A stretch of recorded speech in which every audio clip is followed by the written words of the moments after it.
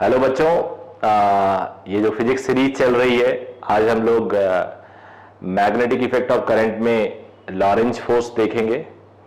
मैं थोड़ा आप लोग से कुछ कहना चाहता हूं कि इस सीरीज जो चल रही है हमारी, उसमें ऐसा देखा जा रहा है कि बच्चे वीडियो देखते तो हैं बट पूरे पेशेंस के साथ नहीं देख पाते हैं।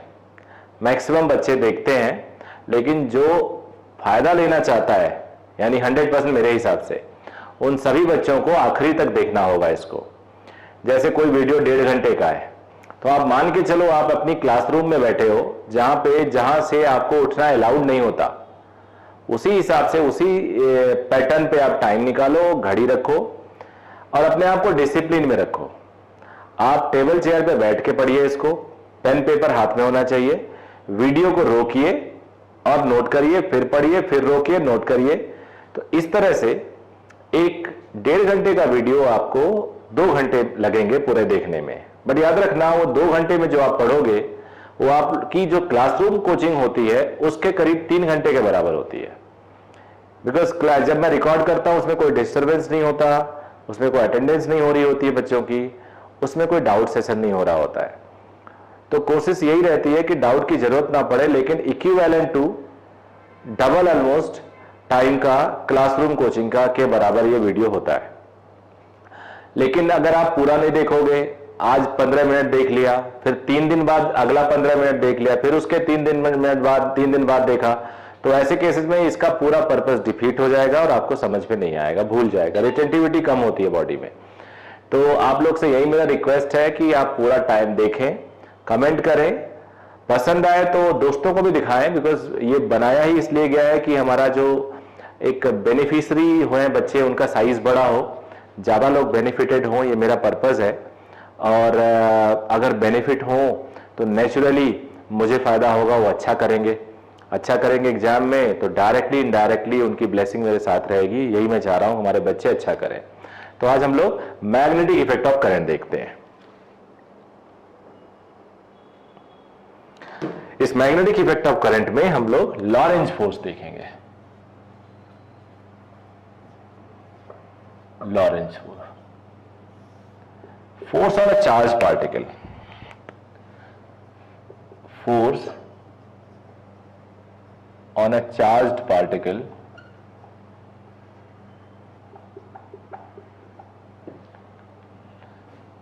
placed in electric and magnetic field। वो फोर्स होता है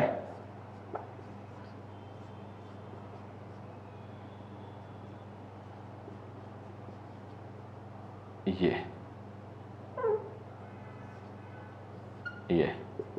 इसको आप ऐसे भी लिख सकते हो।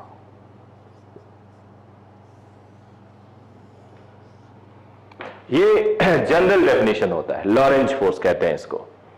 लेकिन अगर इलेक्ट्रिक फील्ड 0 हो then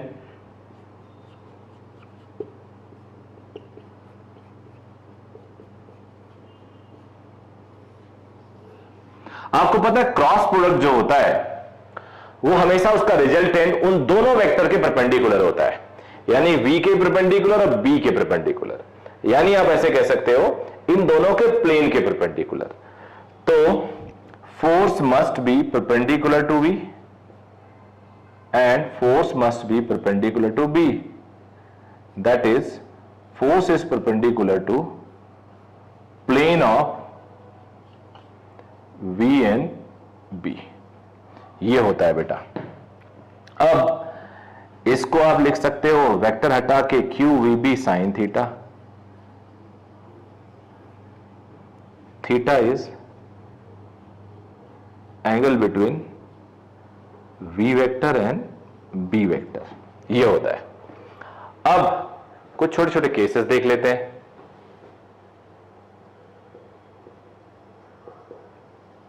V is parallel to B या V is anti parallel to B, यानी थीटा 0 डिग्री, तो फोर्स हो जाएगा 0। तो अगर V और B पैरेलल है तो फोर्स जीरो हो जाएगा। V यानी चार्ज की वेलोसिटी। केस 2,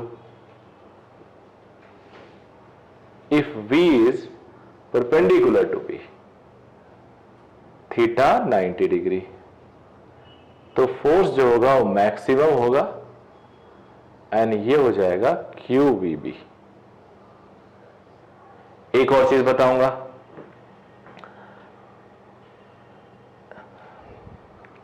तो उससे कलर से बता देता हूं। Since force is perpendicular to velocity, then force perpendicular to velocity कहां होती है? सेंट्रीपिटल फोर्स सर्कुलर मोशन में, मोशन इज सर्कुलर। याद रखना, इस फोर्स की वजह से जो मोशन होगा वो सर्कुलर मोशन होगा, बिकॉज ये सेंट्रीपिटल की तरह काम करेगा जो 90 डिग्री पे होता है और मोशन सर्कुलर होगा। एक चीज और,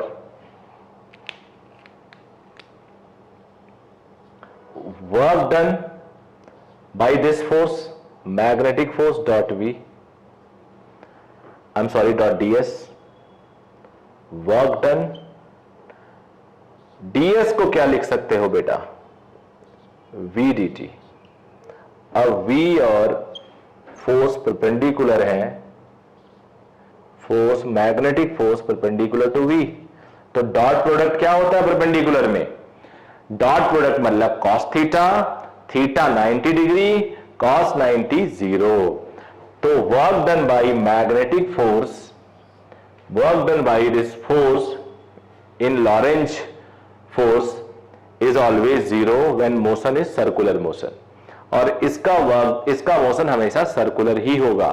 तो याद रखना, यहां पे वर्क डन जीरो आएगा, और जब वर्क डन जीरो आता है तो change in kinetic energy zero होती है, then change in kinetic energy zero होती है। Since work done is zero, hence change in kinetic energy is zero, because work energy theorem में से work done by all the forces is equal to change in kinetic energy।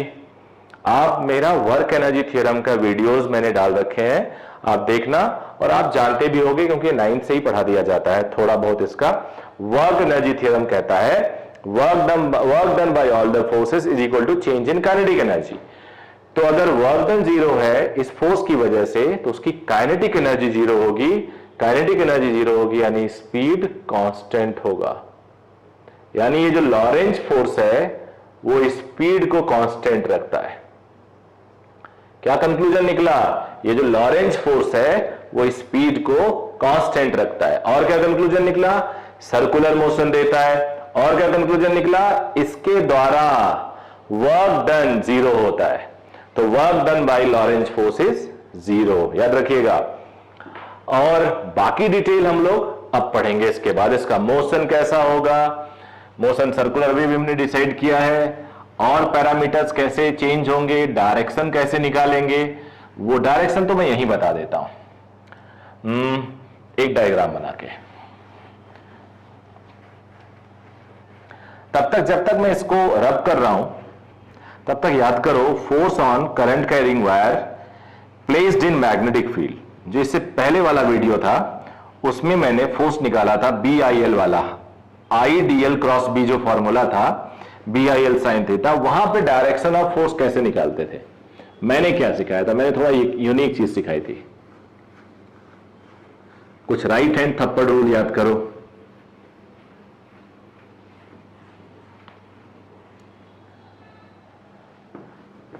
Thumb was in the direction of current, याद करो। Thumb was in the direction of current. Fingers were in the direction of B. And थप्पड़ curling क्या बताता था? Force बताता था।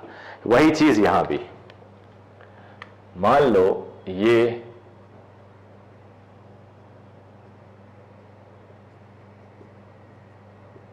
कुछ cases ले लेते हैं।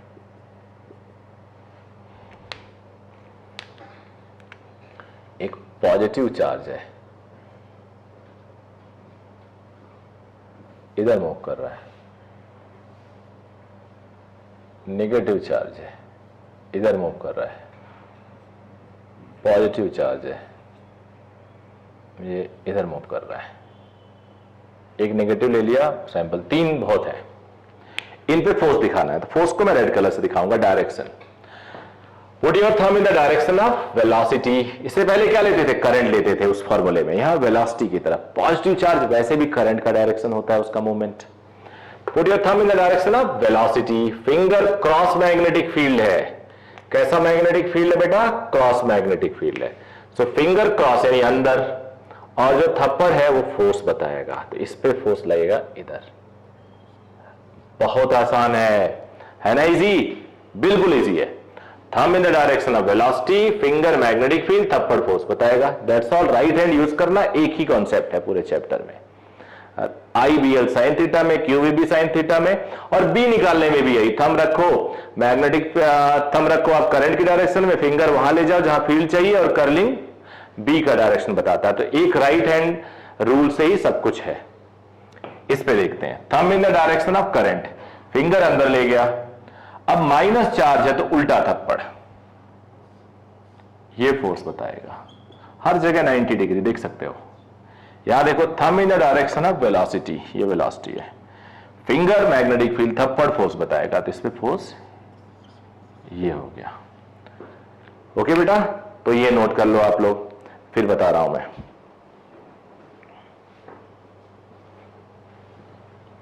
अब इसका मोशन देखते हैं, इसको हटा रहा हूं मैं।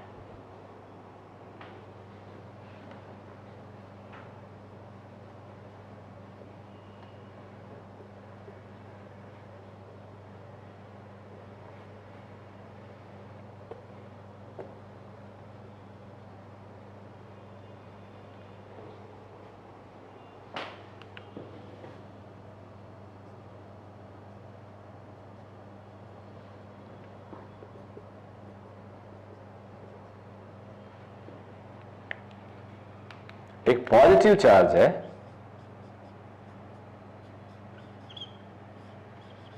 ऐसे मूव कर रहा है, थंब इधर रखा, फिंगर अंदर, फोर्स ऊपर। फोर्स हमेशा सेंटर की तरफ लगता है, तो सेंटर यहां कहीं होगा मान लो। अब सर्कुलर मोशन बनेगा ये,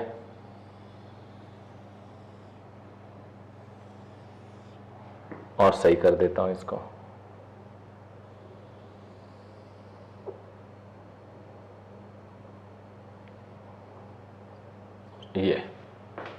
ये सेंटर है, फोर्स सेंटर की तरफ। मान लो रेडियस r निकल जाता है, वेलोसिटी v है इसकी, b magnetic field. Centripetal force क्या देगा? Magnetic force, since v is perpendicular to b, F is equal to QVB। v देखो मेरा पेन है और b अंदर है, तो 90 डिग्री हुआ, और सेंट्रीपिटल फोर्स के बराबर है QVB is F which is centripetal force, और सेंट्रीपिटल फोर्स होता है mv²/r।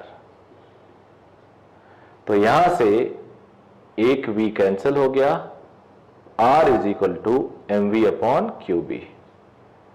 ये रेडियस आ गया। इसको और क्या लिख सकते हो बेटा? Since mv is equal to linear momentum,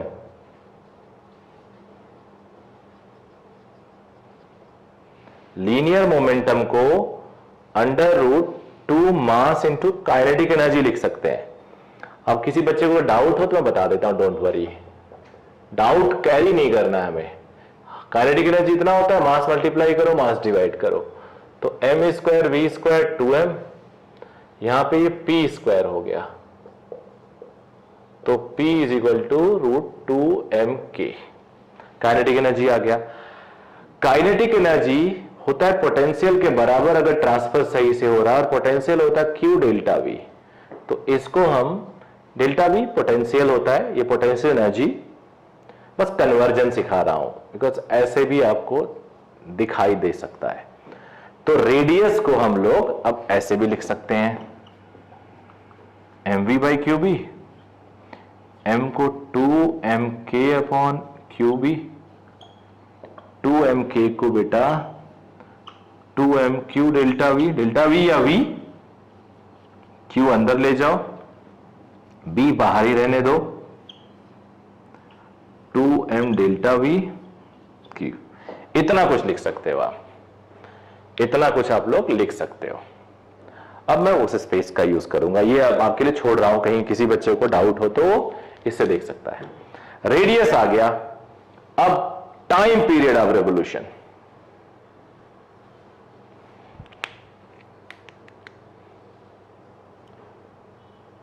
time period of revolution, एक चक्कर लगाने में कितना टाइम पीरियड लगेगा? तुम्हें पता है एक चक्कर लगाने में डिस्टेंस कितना ट्रेवल करेगा? 2πr।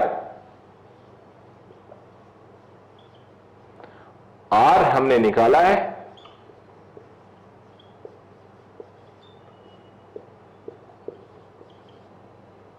और ये टाइम आया 2πm upon QB।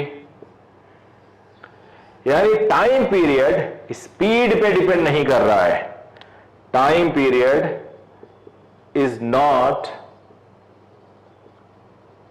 Depending on speed, यानी time period is not the function of velocity और स्पीड।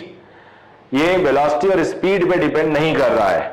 तो तेज फेंको धीरे फेंको, वो तो डिपेंड करेगा मास और चार्ज रेशियो पे, और मैग्नेटिक फील्ड कितना है।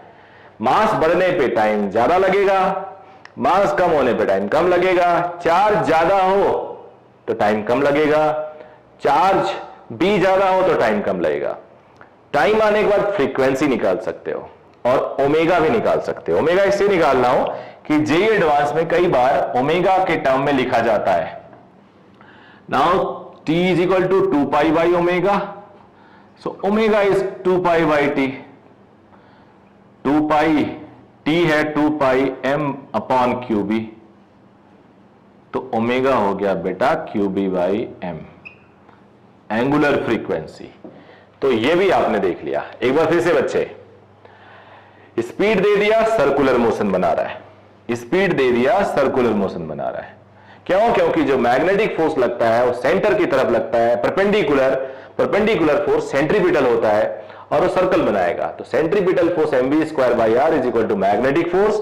यहां से रेडियस आया mv by QB, radius mv by QB को और किस तरीके से पढ़ सकते हैं? Because mv is momentum can be written as 2mk K is kinetic energy may be written as q into delta V, that is potential difference. वो लिखा, तो रेडियस के डिफरेंट फॉर्म देख लिए। अब एक चक्कर लगाने में 2πr चलता है, तो टाइम पीरियड कितना लेगा एक चक्कर लगाने में? तो 2πr अपॉन v की वैल्यू रखी, टाइम पीरियड आया 2πm by QB। Time period में स्पीड नहीं आ रहा है, स्पीड ना आने का मतलब हुआ कि स्पीड पे डिपेंड नहीं कर रहा है। फिर हमने ओमेगा निकाल ली। तो ये सारा काम हमने अभी इसका बेसिक लेवल पे कर दिया है। ये 4 केस मैंने ड्रॉ कर दिया, थोड़ा आपका टाइम बचाया। जब भी आपको नोट करना हो, जैसे पिछला एक्सप्रेशन, रेडियस, टाइम पीरियड, सब आपको नोट करना हो तो स्क्रीन को रोक लीजिए, नोट कर लीजिए। मैं बीच बीच में हट जाता हूं जानबूझ के, सो दैट आपको स्क्रीन क्लीन मिले। तो अब ये 4 केस मैंने जानबूझ के लिए हैं। इस 4 केस में आपके सारे कॉन्सेप्ट्स क्लियर हो जाएंगे। जो भी क्वेश्चन आ सकता है वो 4 में हम डिस्कस करेंगे, और आपको समझना है, याद नहीं करना है किसी को, समझना है। इसमें हमें पाथ ड्रॉ करना है चार्ज का, इसमें पाथ ड्रॉ करना है, इसमें ड्रॉ करना है, इसमें ड्रॉ करना है। अब सारे बच्चे वीडियो रोको और ड्रॉ करो, और फिर मैं जब ड्रॉ करूंगा तो मैच करना। आइडियली आपको सही करना होगा पहली बार में ही। जब मैं क्लास में अपने ये देता हूं तो 20-25% बच्चे इसको सही कर देते हैं, रेस्ट ऑफ द बच्चे थोड़े थोड़े गड़बड़ करते हैं। तो आप कोशिश करो, आप पूरा 4 के चारों सही करो। मैं बता रहा हूं how to draw its path. पहले डिसाइड करते हैं कि सेंटर किधर होगा, सर्कुलर होगा कि नहीं होगा। तो ये जो थीटा उटा दिया है मैंने, ये इस बाउंड्री के साथ दिया है, बी के साथ नहीं, ध्यान देना। ये बाउंड्री है, मैग्नेटिक फील्ड इस बाउंड्री से इस बाउंड्री तक, मैग्नेटिक फील्ड इस बाउंड्री से इस बाउंड्री तक, मैग्नेटिक फील्ड यहां से यहां, मैग्नेटिक फील्ड यहां से यहां। जो थीटा है वो इस बाउंड्री के साथ है, मैग्नेटिक फील्ड के साथ तो 90 डिग्री है, बिकॉज बी इज इनवर्ड और velocity is in plane, so it is at 90 degree. तो टेक केयर अबाउट इट। तो सर्कल ही बनेगा, put your thumb in the direction of current, यहां पे वेलोसिटी, फिंगर मैग्नेटिक फील्ड और जो प्लस चार्ज है थप्पड़ जो होगा वो फोर्स बताएगा। तो फोर्स का डायरेक्शन ये होगा बेटा। आपको पता है फोर्स हमेशा सेंटर की तरफ एक्ट करता है, तो सेंटर कहीं यहां होगा। अब तुम इसको सर्कल को इसका रेडियस बना के ऐसे थोड़ा और बड़ा कर लेता हूं, डायग्राम ठीक से बने। आप इसको घुमाओ तो सर्कुलर मोशन करेगा ये जब तक यहां पे है, फिर यहां के बाद मैग्नेटिक फील्ड खत्म, फोर्स खत्म, तो यहां से जितने स्पीड से निकलेगा वो चला जाएगा। आपको पता है स्पीड नहीं चेंज होती, इस फोर्स से स्पीड नहीं चेंज होती क्योंकि ये 90 डिग्री पे एक्ट करता है, जो डिस्कस कर चुका हूं। अगर ये सेंटर है तो यहां ज्वाइन कर दो, ये रेडियस और ये भी रेडियस। अब रेडियस में कोई डाउट नहीं, mv/qb, क्यों? क्योंकि वेलोसिटी b के 90 डिग्री है, तो हर जगह रेडियस आप बिना ज्यादा दिमाग लगाए लिख सकते हो, हर जगह रेडियस आप लिख सकते हो। ओके बेटा, अब नेक्स्ट स्टेप हमारा क्या होना चाहिए? नेक्स्ट स्टेप होना चाहिए कितना टाइम स्पेंड किया। चलो इसको ड्रॉ करके सारे ड्रॉ कर ले, फिर टाइम स्पेंड देखेंगे। यहां थंब, फिंगर अंदर, क्रॉस है, फोर्स यानी थप्पड़ ऊपर, सेंटर यहां कहीं। अब इसको सेंटर मान के सर्कल बना दो,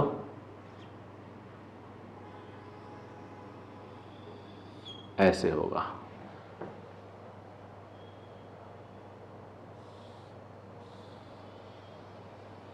ऐसे होगा, ये सेंटर, आधा सर्कल इसमें बन रहा है। खुद देखो, जब यहीं पे सेंटर है तो ये डायमीटर ही होगा। मैग्नेटिक फील्ड से जब वो निकलता है तो जो जिस पाथ में था, जिस मोशन पे था, वही कंटिन्यू होगा, बिकॉज इधर कोई फोर्स नहीं। फोर्स जो आएगा वो मैग्नेटिक फील्ड रीजन में आएगा। यहां देखते हैं, थंब इधर, फिंगर अंदर, फोर्स इधर, इसके 90 डिग्री पे। ये सेंटर मान लेता हूं, फिर यहां से मैं ऐसे पाथ बनेगा।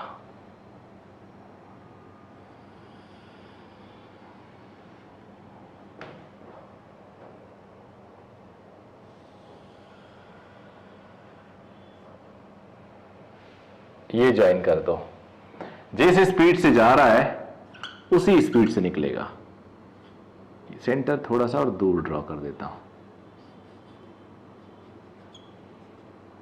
ये ऐसे ऐसे पाथ ड्रॉप हो गया। यहां पे देखो, थंब इधर, फोर्स इधर, फोर्स सेंटर की तरफ होगा।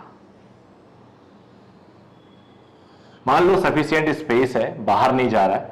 कई बच्चे सोचेंगे सर बाहर निकल गया तो, so you must assume that B is in sufficient space. तो ये इसमें कंप्लीट बन रहा है। आपने देखा होगा सब सीक्वेंस में है, यहां पूरा बन रहा है, यहां थोड़ा ज्यादा बन रहा है, यहां आधा, यहां उससे भी कम। तो अगर आप लोगों ने ये सारे डायग्राम सही किए हैं तो यू आर परफेक्ट, आप बिल्कुल गलती नहीं करने वाले हो। अगर आप इसमें एक दो भी सही कर लिए तो भी कोई प्रॉब्लम नहीं है, तब भी आप अच्छा कर रहे हो। और क्योंकि इसके बाद मैंने बता दिया, इसके बाद गड़बड़ नहीं होना चाहिए। तो जरा थीटा उटा निकाल लेते हैं, मैथमेटिक्स भी लगाते हैं इसमें। 9th लेवल का 8th लेवल का मैथमेटिक्स है। अगर मैं इसको ज्वाइन करूं, ये थीटा है, फोर्स हमेशा 90 डिग्री पे होता है, 90 माइनस थीटा, तो ये थीटा। और अगर ये थीटा तो ये थीटा हो गया। ये थीटा है तो ये 90 minus theta. Velocity 90 degree, radius और वेलोसिटी 90 डिग्री होता है, तो ये थीटा हो गया।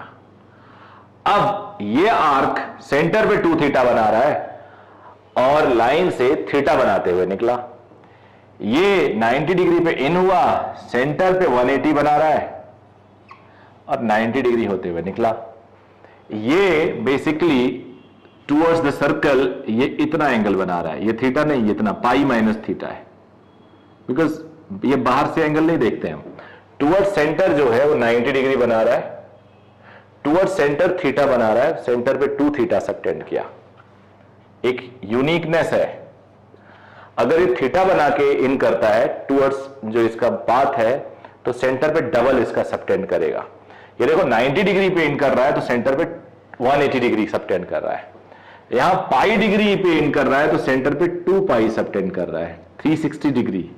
यहां पे ये ऐसा है, ये हमें नहीं चाहिए, हमें ये चाहिए पाई माइनस थीटा।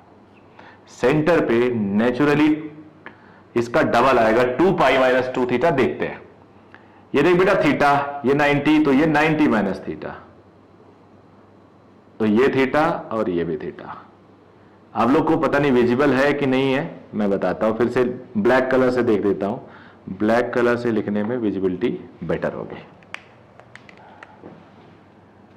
ये फोर्स है, ये थीटा है, ये 90 माइनस थीटा, ये 90 डिग्री है तो ये थीटा तो ये भी थीटा। अब टोटल 2 पाई होता है 2 पाई माइनस 2 थीटा। तो देखा आपने, जितना डिग्री पे आप यहां इन करोगे इधर से ऐसे, उसका डबल सेंटर पे आता है। तो हमने ये सब देख लिया। अब हम लोग टाइम स्पेंट देखेंगे, कितना टाइम उसमें खर्चा किया, कितने देर रहा वो उस मीडियम में। तो ये लेंथ अगर आ जाए तो टाइम निकाल लेंगे, टाइम स्पेंट।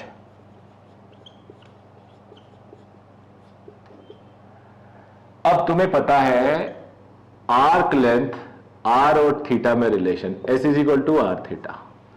तो ये हो गया आर सेंटर पे कितना बना रहा है 2 थीटा, आर कितना एंगल बना रहा है सेंटर पे 2 थीटा अपॉन वी। तो 2 theta, R is M V by Q B, V से वी कैंसिल हो गया, 2 theta M upon Q B. ये टाइम स्पेंट आया। ओके बेटे, यहां देखते हैं, यहां टाइम स्पेंट आधा पाई आर है, पूरा होता है तो 2 पाई आर लिखते हैं, pi R upon V. R is M V upon Q B, V already है कैंसिल हो गया, pi M by Q B.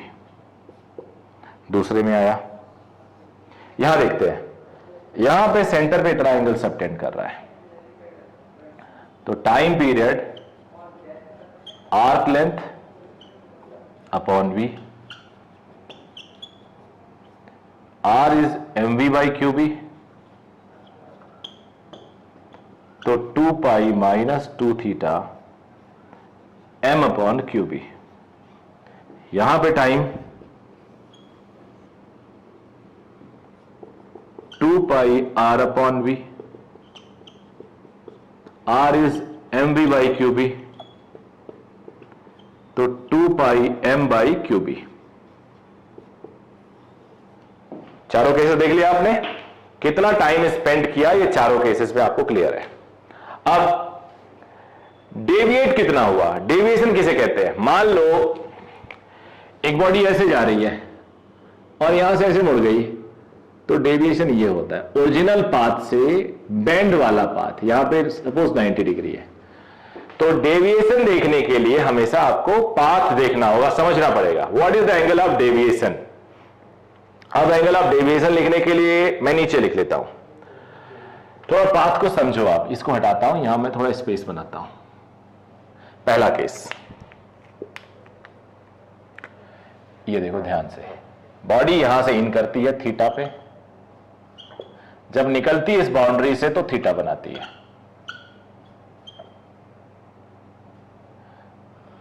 तो एंगल ऑफ डेविएशन क्या हुआ, डेविएशन को डेल्टा कहते हैं, 2 थीटा।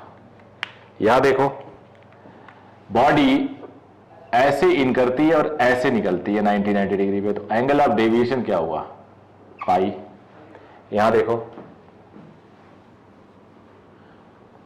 बॉडी ऐसे जाती है, अच्छा ये देखो ये थीटा है, ये 90 माइनस थीटा, तो ये थीटा हो जाएगा, ऐसे जाती है और ऐसे निकलती है, तो एंगल ऑफ डेविएशन हो जाएगा, टोटल 2 पाई होता है, 2 पाई माइनस 2 थीटा। यहां देखो बॉडी ऐसे जाती है और ऐसे ही आ जाती है, तो डेविएशन क्या होगा 2 पाई। डेविएशन हमेशा एंटी क्लॉकवाइज लेते हैं, तो angle of deviation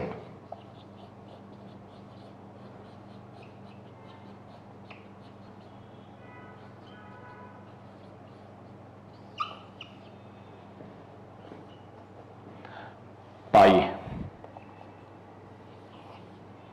deviation 2 pi minus 2 theta, angle of deviation 2 pi.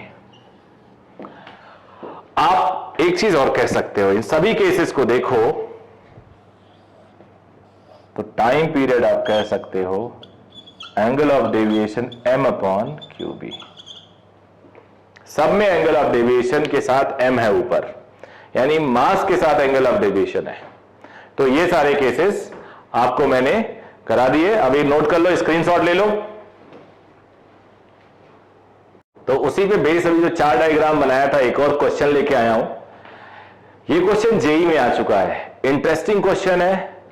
D is given thickness of the boundary जहां पे B है, बट इसके साथ कंडीशन दिया हुआ है, ये बाउंड्री MB अपॉन QB से छोटा है, यानी रेडियस से छोटा है। लॉजिक होगा कोई ना कोई। अब एक चार्ज पार्टिकल ऐसे इन कर रहा है, मास इसका m है, इसका एंगल ऑफ डेविएशन बताना है। एंगल ऑफ डेविएशन, फाइंड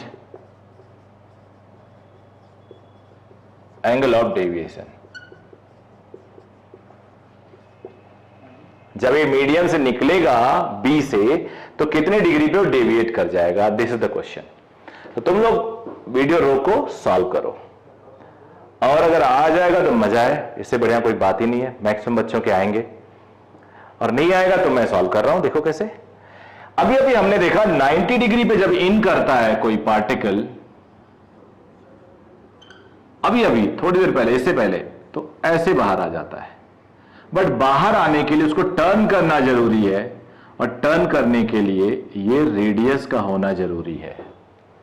यानी उसको जगह तो मिलना चाहिए, रेडियस बराबर जगह तो होनी चाहिए।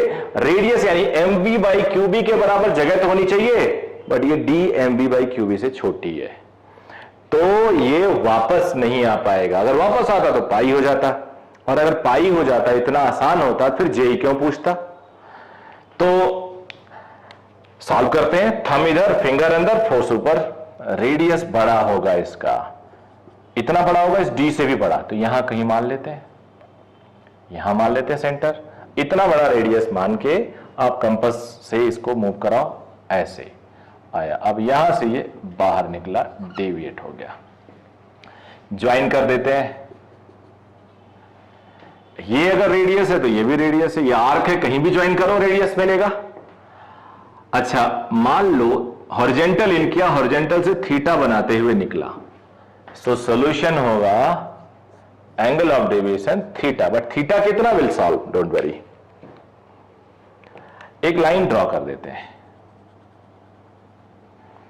ये D है, ये 90 डिग्री है, रेडियस हमेशा टेंजेंट से 90 डिग्री पे होता है, तो ये 90 माइनस थीटा, ये थीटा हो गया।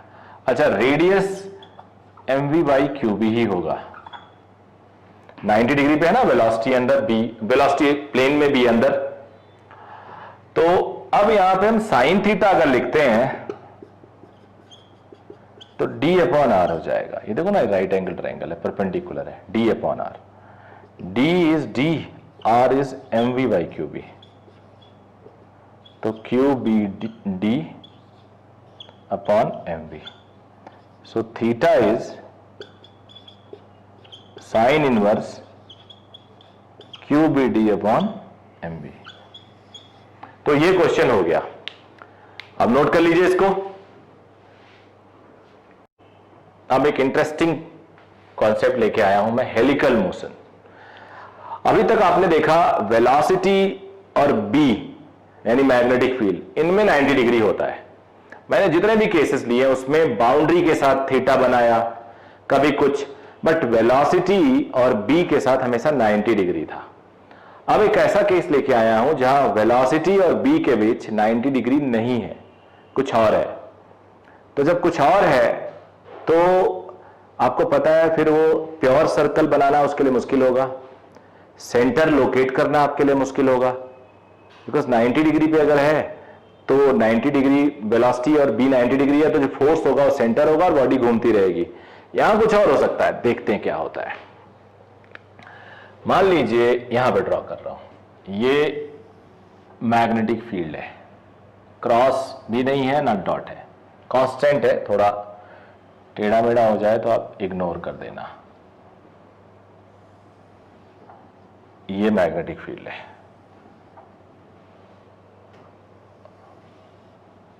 Uniform magnetic field.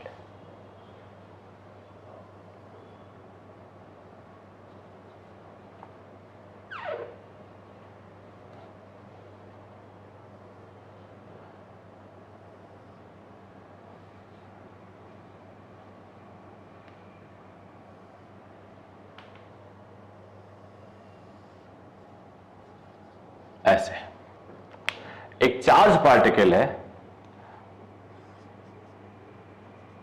उसको मैंने थीटा बी के साथ लेके ऐसे छोड़ दिया, ऐसे।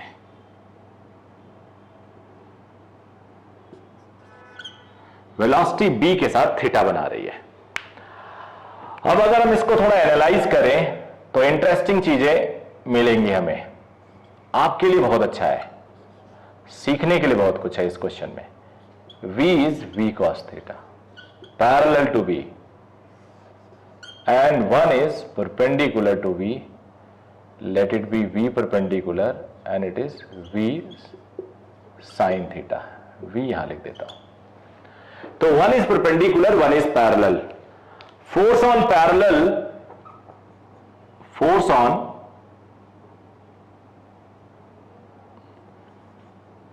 v parallel is 0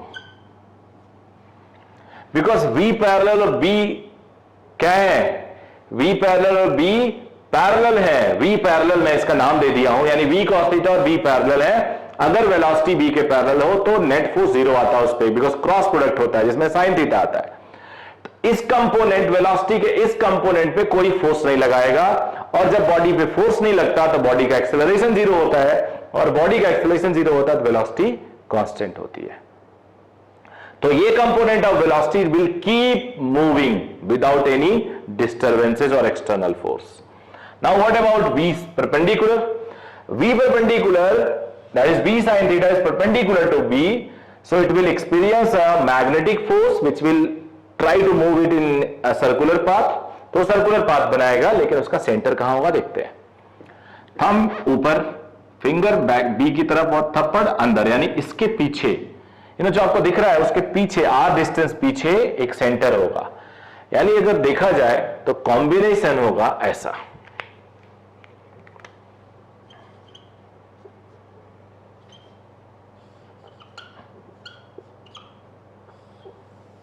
ऐसे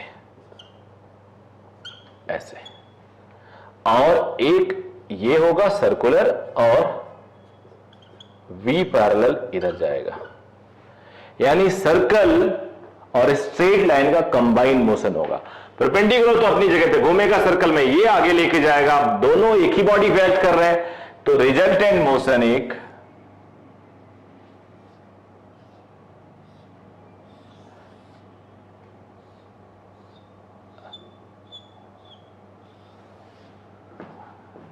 हेलिक्स होगा। We call it helix. ऐसे ये कहलाएगा हेलिक्स, हेलिकल पाथ। ऐसा हेलिकल मोशन होगा। समझ में आया आप लोग को? स्प्रिंग को खींचो तो आपको हेलिक्स क्लियर दिखेगा। Helical path is a combination of translatory motion and circular motion, याद रखिएगा। अब बॉडी जहां से चल रही है एक चक्कर के बाद वहीं आ जा रही है, या ये वाला कंसीडर कर लो, यहां चल के एक चक्कर घूमने के बाद फिर वहीं आ गई, एक चक्कर घूमने के बाद फिर वहीं आ गई। इसको हम पिच बोलते हैं, PITCH, पिच। इसको पिच बोलते हैं।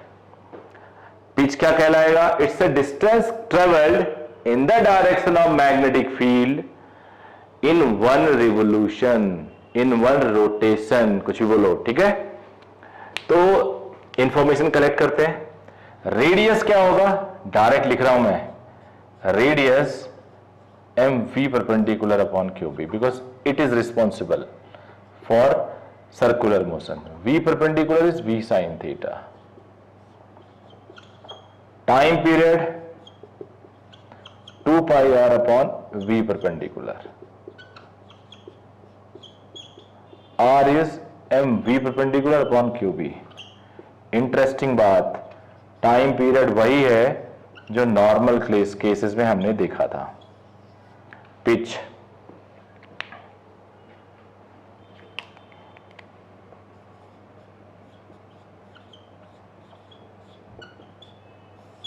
पिच क्या है?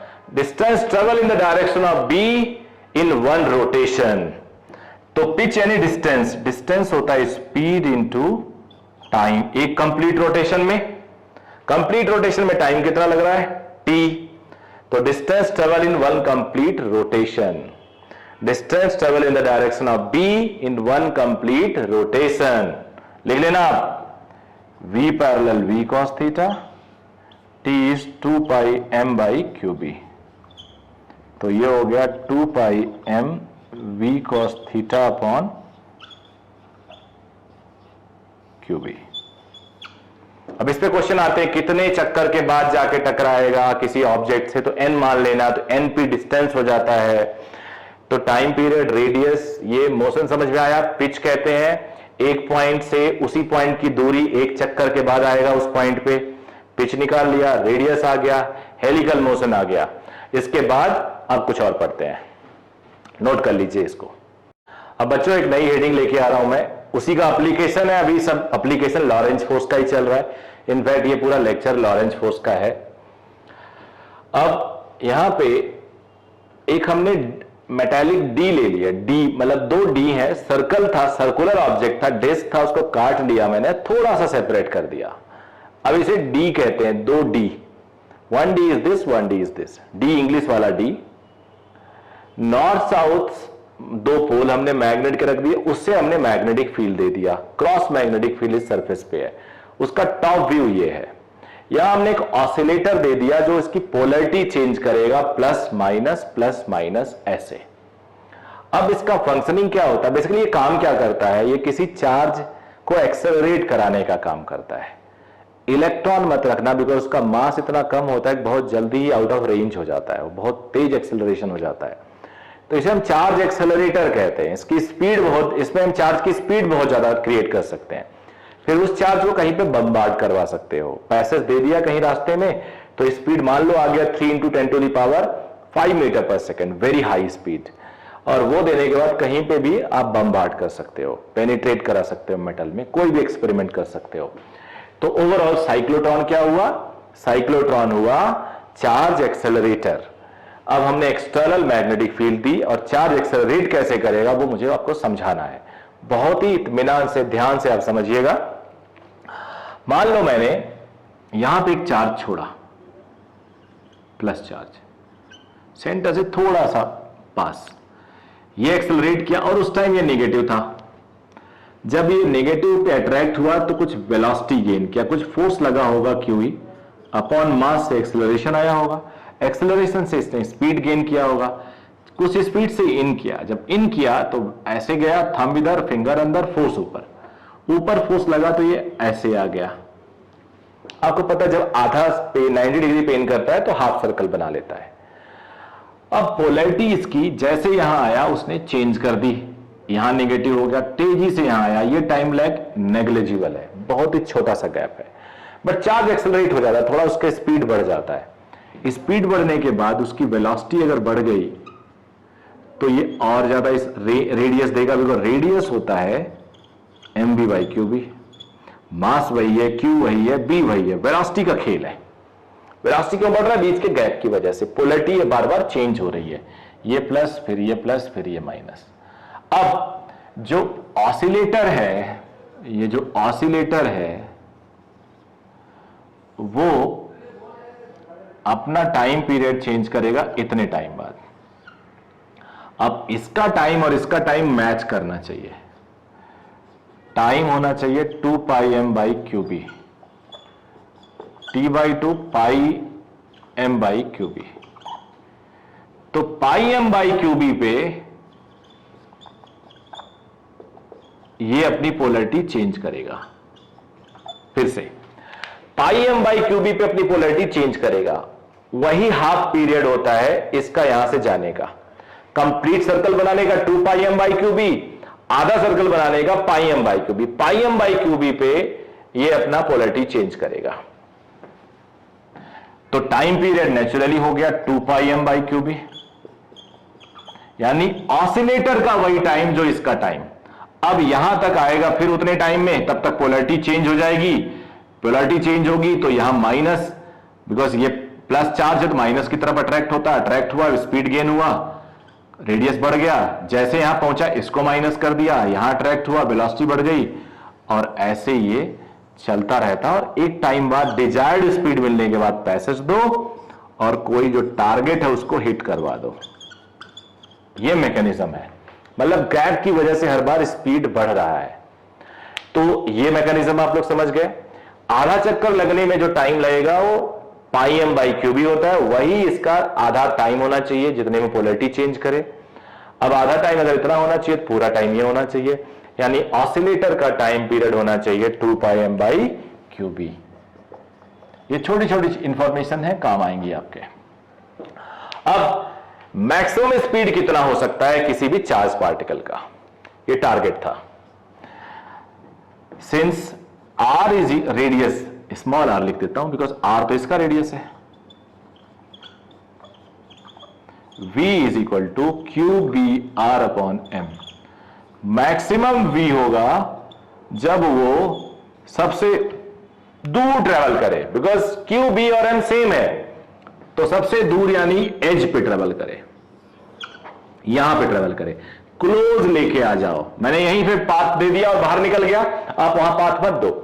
मैक्सिमम दूरी पे जाएगा तो उसका स्पीड मैक्सिमम होगा, इससे बियॉन्ड नहीं हो सकता, बिकॉज इसके बियॉन्ड ही बाहर निकल जाएगा। तो आर मैक्सिमम, वी मैक्सिमम आ गया। मैक्सिमम काइनेटिक एनर्जी कितनी निकाल सकते हैं हम लोग?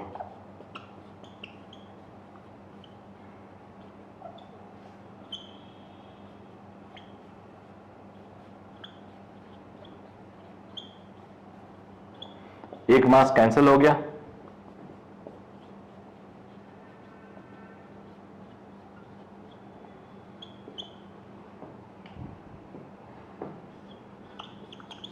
ये मैक्सिमम काइनेटिक एनर्जी आ गई। तो आपने मैक्सिमम काइनेटिक एनर्जी निकाल ली और मैक्सिमम वेलोसिटी निकाल ली। अब दो पॉइंट और हैं। होता क्या है कि इससे बहुत ज्यादा स्पीड आ जाती है, मतलब 10 to the power 5, 10 to the power 4, इतना स्पीड कि वो स्पीड ऑफ लाइट के आसपास कंपेयर होने लगता, मतलब एटलीस्ट इग्नोर नहीं कर सकते if you are comparing with speed of light and the speed of discharge particle. तो जब वेलोसिटी बहुत एक सर्टेन लिमिट से ज्यादा बढ़ जाती है तो आपको पता है बॉडी का मास बढ़ने लगता है, because mass is given as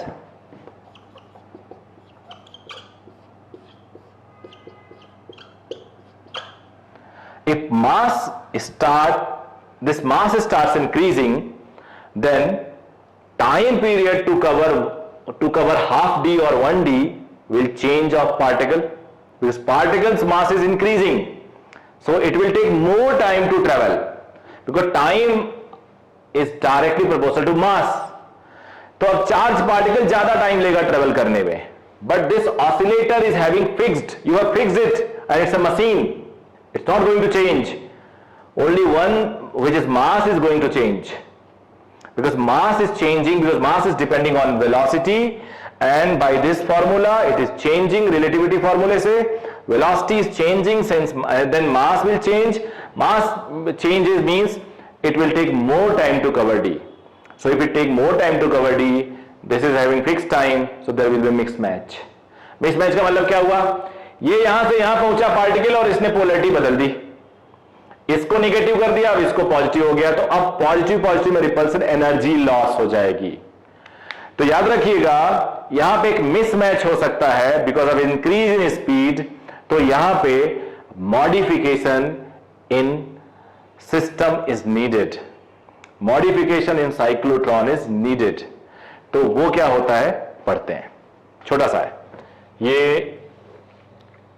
ये पार्ट हटा देता हूं, यहां पे लिखता हूं।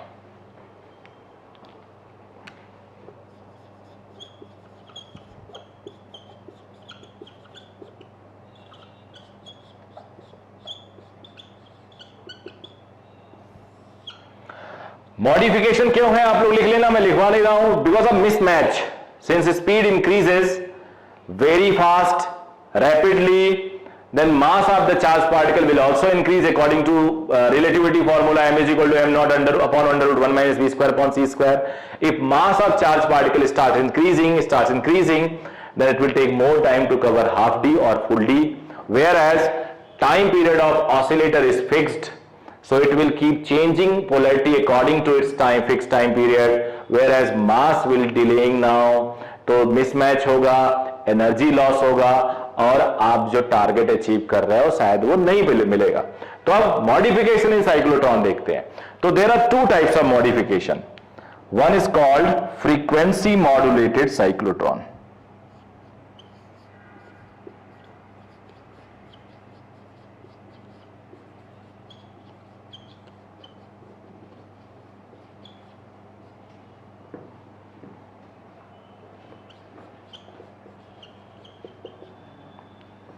फ्रीक्वेंसी मॉड्यूलेटेड साइक्लोट्रॉन, नाम खुद सजेस्ट कर रहा है कि हर बार इस फ्रीक्वेंसी को एडजस्ट कर दिया जाए। मशीन होता है सब, so you just adjust frequency to match with the frequency of charge particle. यानी in this method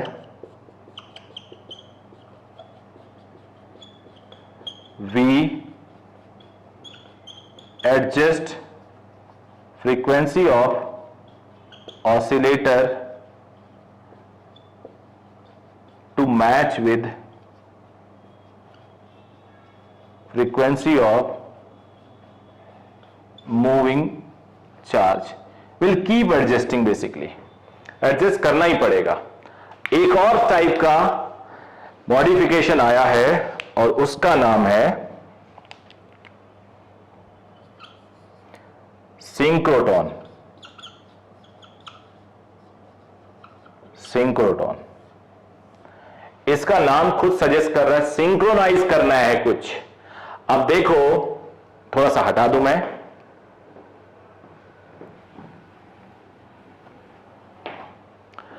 time period of charge particle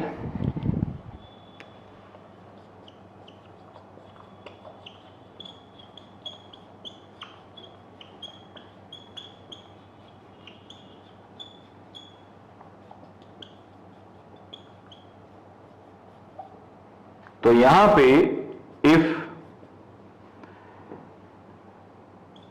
we adjust m upon b ratio constant by increasing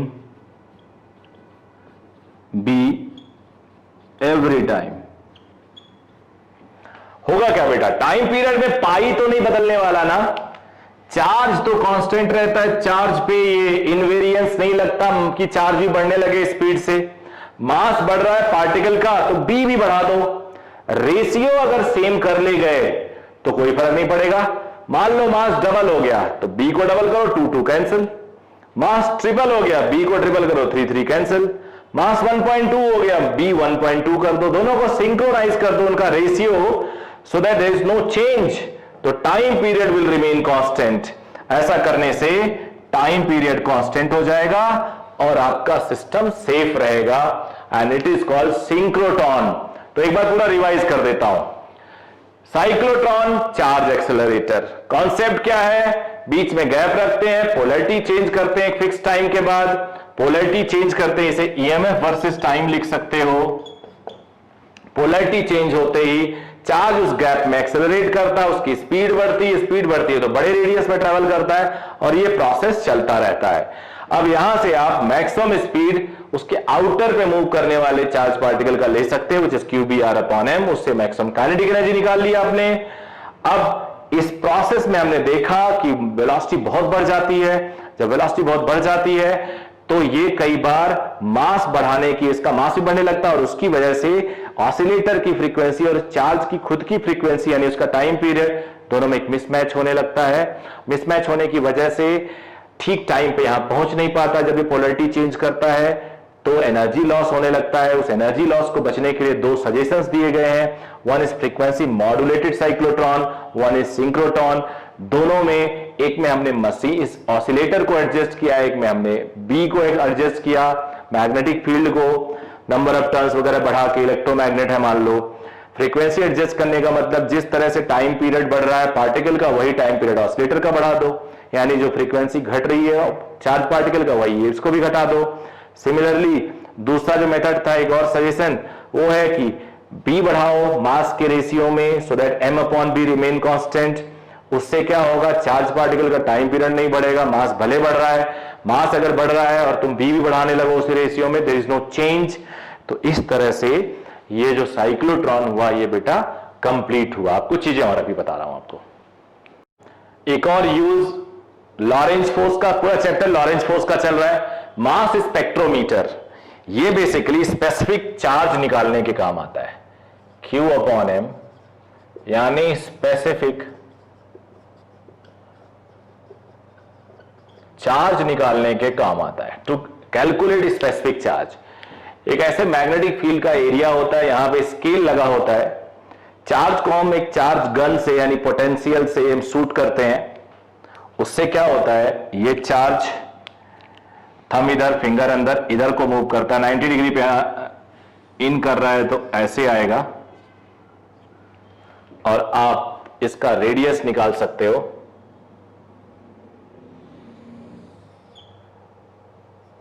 easily आपको diameter मिल जाएगा, diameter से radius मिल जाएगा। तो आप इसको solve कैसे करोगे, देखो, radius is equal to mv by Q B, और अब जो हमने शूट किया इसको, kinetic energy q delta v is equal to half mv square, वही वाला जो सबसे पहले हमने देखा था। तो काइनेटिक एनर्जी को हम लिख सकते हैं p square by 2m is is q delta v। तो p आ गया 2m q delta v, p यानी मोमेंटम, यहां लिख देता हूं। तो since radius is equal to momentum upon m into v, it is 2m q delta v upon mv। अब इसको अंदर ले लेते हैं मास को, r is equal to mv by Q B, b को बाहर रहने दिया, इसको अंदर ले लिया, तो 2m q delta v, q जब अंदर गया तो q स्क्वायर हो गया, ये कैंसिल हो गया, b into R 2m delta v upon q, squaring both side, b square R square 2m delta v upon q, q by m इधर ले आता हूं, 2 delta v upon b square R square. ये क्या निकल के आया बेटा, specific charge. You know delta v जिससे आपने शूट किया, b आपको गिवन होगा, रेडियस आपने कैलकुलेट कर लिया। तो किसी भी चार्ज का स्पेसिफिक चार्ज निकालना है, यानी चार्ज अपॉन मास रेशियो निकालने के लिए आप क्या यूज करते हो, मास स्पेक्ट्रोमीटर। इसको भी समझ लिया आपने, एक बार फिर से बता देता हूं। Q अपॉन M निकालने के लिए क्या जाता है, बहुत ही बेसिक सा स्ट्रक्चर होता है। आपने शूट किया 90 डिग्री पे, 90 डिग्री शूट किया, thumb in the direction of velocity, finger अंदर, थप्पड़ इधर, यानी फोर्स इधर लग रहा है, इधर फोर्स लग रहा है, तो ये ऐसे जाएगा, कहीं पे लैंड करेगा, you just calculate it, divide by 2, radius आ गया, रेडियस mv बाई क्यू भी होता है, mv मोमेंटम कहते हैं, मोमेंटम होता है 2m into k kinetic energy, that is q delta v। यहां से आप रिलेशन पुट करिए और सॉल्व करिए। तो इनफैक्ट ऐसा हमने सॉल्व किया था, यहां तक तो हमने किया ही था, इनफैक्ट यहां तक भी किया था हमने। तो वही है, वही हमने यहां पे यूज किया, it is called mass spectrometer. Velocity selector एक और यूज, जल्दी इसको कई बार मॉडर्न फिजिक्स में ही पढ़ा देते हैं। इसका काम है कि आप अगर कोई किसी पॉइंट पर्टिकुलर टारगेट को हिट करना चाह रहे हो तो कैसे आप एडजस्टमेंट करोगे बी और ई का। इनफैक्ट लॉरेंज फोर्स का कंप्लीट यूज ये है, यहां पे इलेक्ट्रिक फील्ड भी है और मैग्नेटिक फील्ड भी है। तो इलेक्ट्रिक फील्ड एक प्लेट ले लिया, plus plate minus plate, electric field plus two minus, cross magnetic field ले लिया, तो E and B both are there, E and B both are there, दोनों हैं बेटे। अब होगा क्या, जब आप आगे बढ़ोगे, ये आगे जाएगा वेलोसिटी से, तो हमें इस पे एक इलेक्ट्रिक फील्ड नीचे लगेगा, ये ऐसे होगा, QE नीचे की तरफ है, पॉजिटिव चार्ज है तो QE नीचे, मैग्नेटिक फोर्स भी लगेगा, thumb in the direction of velocity, finger and the थप्पड़ फोर्स बताएगा, तो मैग्नेटिक फोर्स ऊपर लगेगा, इलेक्ट्रिक फोर्स है QE, मैग्नेटिक फोर्स है QVB, बिकॉज वेलोसिटी और B 90 डिग्री पे है। अब तुम्हें अगर सीधे इसको भेजना है तो there should be no deviation, यानी ये पहला path, for one to achieve QE must be equal to QVB, तो यहां से velocity must be equal to E by B। अब मान लो मैग्नेटिक ज्यादा हो गया तो यहां जाके हिट हो जाएगा, ये मान लो 2 है, फॉर 2 टू अचीव, ऊपर मैग्नेटिक फोर्स है,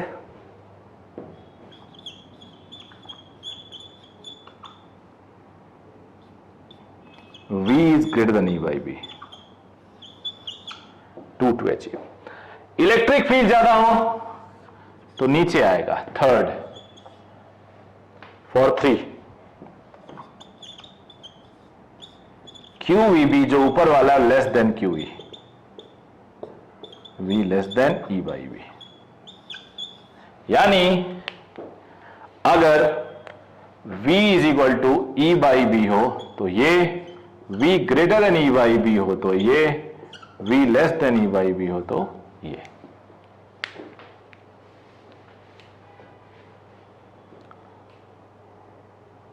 नोट कर लीजिए, ये एप्लीकेशन भी इंपॉर्टेंट है, कई बार डायरेक्ट क्वेश्चन बता देता है। अब इसके बाद आप लोग इसके क्वेश्चन सॉल्व करिए। एक क्वेश्चन बता देता हूं मैं आखिरी में, एक बेहतरीन क्वेश्चन लेके आया हूं आपके लिए, बेहतरीन क्वेश्चन है, जेई मेंस लेवल एडवांस भी सोच सकते हो और नीट का टॉप लेवल। एक चार्ज प्लस क्यू है, मास है, में V is equal to V naught i, यानी x डायरेक्शन में थ्रो किया जा रहा है, क्रॉस मैग्नेटिक फील्ड है, but it is not constant, variable. x दिया है ना, तो x0 पे B0 है, x1 पे B नॉट है, x2 पे 2B नॉट है, x3 पे 3B नॉट है, यानी ये वेरिएबल मैग्नेटिक फील्ड है। If this particle is projected from origin, find the maximum positive x coordinate of the particle during its motion. ज्यादा से ज्यादा x कितना जाएगा, आप सर्कल तो बनाएगा but may be extended circle हो, मे बी कंप्रेस सर्कल हो, because B is uniform, non uniform. तो इसको ऐसे समझेंगे हम लोग,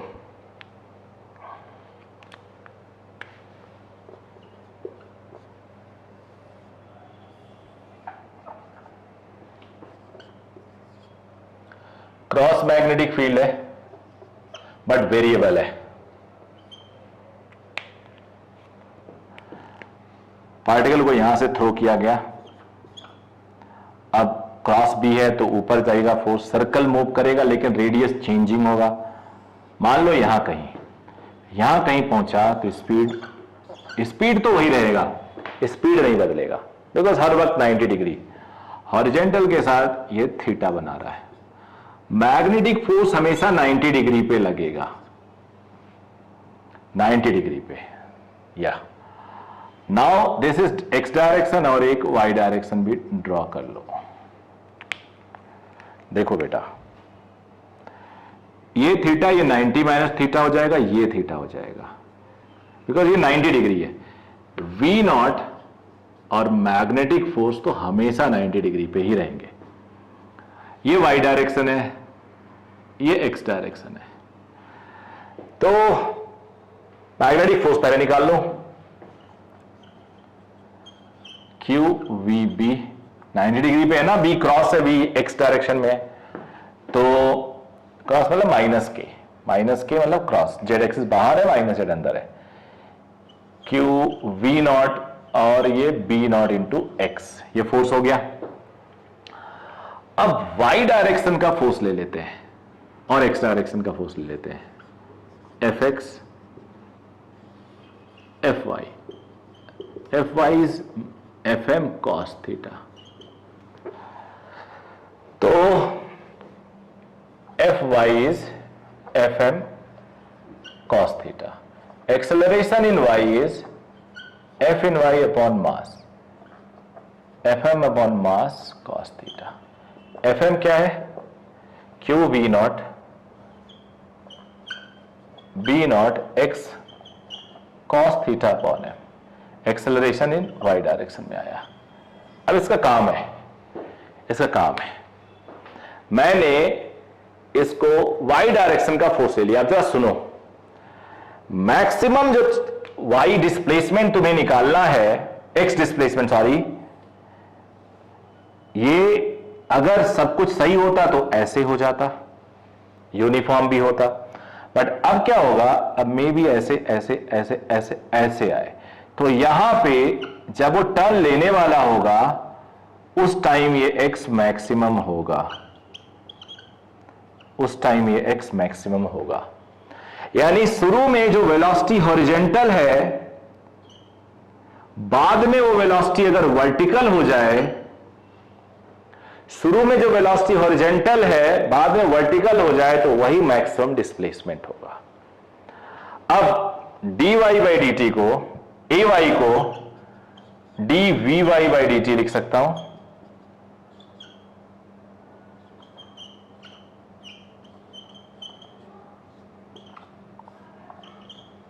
मैं इसमें dx मल्टीप्लाई और dx डिवाइड करता हूं, रीजन है। v नॉट कॉस थीटा क्या होगा?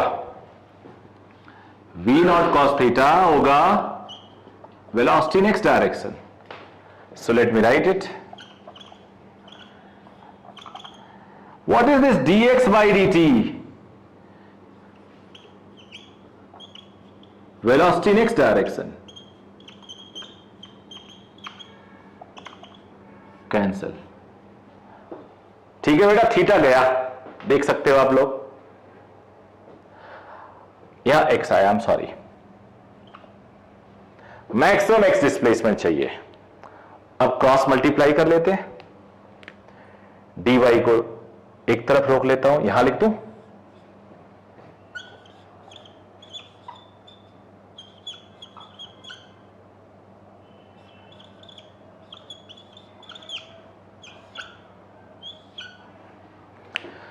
शुरू में ओरिजिन से स्टार्ट हुआ तो 0, शुरू में y डायरेक्शन की स्पीड कितनी थी? 0। जब x मैक्स होगा तो y डायरेक्शन की स्पीड v नॉट हो जाएगी, तो ये vy लिमिट रखोगे v नॉट, x dx का होगा बेटा x स्क्वायर बाई 2, तो यहां से आ गया x मैक्स, डायरेक्ट लिख रहा हूं, 2 इधर आ गया, v भी उधर आ गया, q v नॉट अंदर, तो under root 2mv not upon q v not, ये मैक्सिमम x है। एक बार और बताऊंगा, तुमने मान लिया किसी भी टाइम, बिकॉज सोच लिमिट के लिए तो आपको एक कोई रैंडम सा पोजीशन लेना पड़ेगा, मैंने रैंडम पोजीशन ले लिया, यहां पे वेलोसिटी ऐसे दिखाया, थीटा मैंने हॉरिजॉन्टल से दिखा दिया और उसके 90 डिग्री पे मैग्नेटिक फोर्स हमेशा 90 डिग्री पे लगता है। अब मैग्नेटिक फोर्स का y कंपोनेंट लिया, x की जरूरत नहीं पड़ी, y component f cos theta आया और इसका x component x v not cos theta आया, जो इसकी बाद में जरूरत पड़ी है। मैग्नेटिक फोर्स आया qvb, b कांस्टेंट नहीं था, b नॉट x। अब डायरेक्शन तो आप समझ रहे होंगे, बिकॉज माइनस की यानी क्रॉस, ऊपर फोर्स लगेगा। अब यहां से मैंने फोर्स y डायरेक्शन में, तो एक्सेलरेशन y डायरेक्शन में निकाल लिया मास से डिवाइड करके, एक्सेलरेशन होता है dy बाई डी टी, लिख लिया, v नॉट कॉस थीटा मिल गया मुझे, मैंने उसे vx लिख दिया, dy बाई डी टी के साथ मैंने dx मल्टीप्लाई किया, dx डिवाइड किया, बिकॉज मुझे x मैक्सिमम चाहिए था। अब dx by D T, rate of change of x with respect to time is velocity in x direction, तो vx कैंसिल हो गया, dy बाई dx आया, तो लिमिट देखो बेटा, मैंने यहां समझाया कि ये एक्सटेंडेड सर्कल है, we call it extended circle, regular circle नहीं है। तो ये इसका रेडियस बढ़ता जाएगा और एक लिमिट के बाद वापस आना ही आना है, बिकॉज सेंटर हमेशा पीछे की तरफ पड़ रहा है। तो जब ये वापस आने को होगा तो ऊपर मुड़ेगा सीधे, फिर बैक होगा। जब ऊपर मुड़ेगा तो वाई डायरेक्शन में पूरी की पूरी वेलोसिटी हो जाएगी जो शुरू में एक्स डायरेक्शन में थी। तो शुरू में वाई डायरेक्शन की 0 थी, बाद में पूरी v0 हो गई। तो 0 v0 उस टाइम एक्स मैक्सिमम है, सॉल्व कर लिया। तो इस तरह से मैंने ऑलमोस्ट पूरा आपका लॉरेंज फोर्स कवर कर लिया। उम्मीद है आप मेरे से डबल मेहनत करेंगे घर पे जाके और इसका फायदा उठाएंगे। अगर फायदा नहीं उठा पाएंगे तो बेकार है मेरा पढ़ाना। So all the very best, thank you बच्चों।